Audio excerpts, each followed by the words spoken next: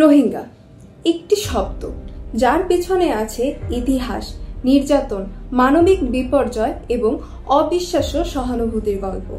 আজকের ভিডিওতে আমরা জানব রোহিঙ্গা সংকট কি, এর ইতিহাসই বা কি এবং বাংলাদেশ কিভাবে এই সংকটে একটি মানবিক ভূমিকা পালন করছে।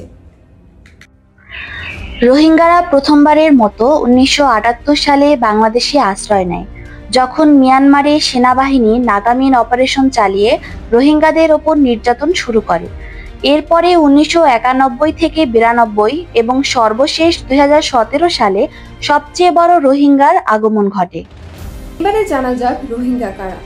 রোহিঙ্গারা একটি মুসলিম জাতিগোষ্ঠী যাদের বসবাস মূলত মিয়ানমারের রাখাইন রাজ্যে। শত শত বছর ধরে তারা ওই অঞ্চলে বসবাস করলেও মিয়ানমার সরকার তাদের নাগরিকত্ব অস্বীকার করেন এবং পরবর্তীতে 1882 সালে নাগরিকত্ব আইনের মাধ্যমে তাদেরকে রাষ্ট্রহীন করে রাখা হয়। রোহিঙ্গাদের বিরুদ্ধে নিপীড়ন দীর্ঘদিনের, তবে 2017 সালের আগস্ট মাসে এই নির্যাতন ভয়াবহ আকার ধারণ করে। মিয়ানমারে সেনাবাহিনী ক্লিয়ারেন্স অপারেশন নামে একটি অভিযান চালায়। হাজার হাজার মানুষ হত্যা করা হয়, নারীদের ধর্ষণ করা হয়, ঘরবাড়ি জ্বালিয়ে দেয়া হয়। জাতিসংঘ একে জাতিগত নির্মূল অভিযান হিসেবে ঘোষণা করে। নির্যাতনের হাত থেকে বাঁচতে লাখ লাখ রোহিঙ্গা বাংলাদেশে পালিয়ে আসে। 2017 সালের পরে মাত্র কয়েক মাসের মধ্যেই 7 লাখের বেশি রোহিঙ্গা কক্সবাজারে আশ্রয় নেয়। বাংলাদেশ সরকার তাদের মানবিক কারণে আশ্রয় দেয়।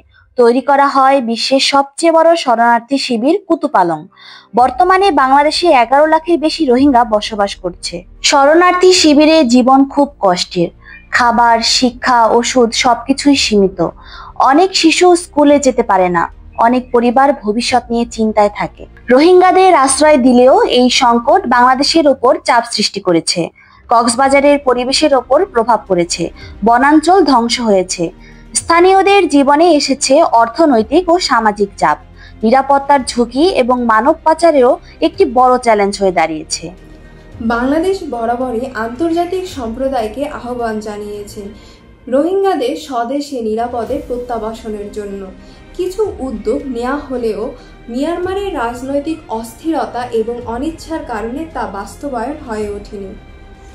দীর্ঘমেয়াদী সমস্যা সমাধানের জন্য আন্তর্জাতিক চাপ এবং সহযোগিতা এখন শুধু সময়ের দাবি। রোহিঙ্গা সংকট শুধু একটি জাতির সমস্যা নয়, এটি গোটা বিশ্বের মানবিক পরীক্ষার একটি দৃষ্টান্ত। আমরা যদি একত্রে কাজ করি তাহলে একদিন এই মানুষগুলো পাবে মর্যাদার জীবন। রোহিঙ্গা সংকট ভুললে চলবে না। তারা আমাদের মতোই মানুষ, তাদের স্বপ্ন আছে, ভবিষ্যৎ আছে, ভালোবাসা আছে।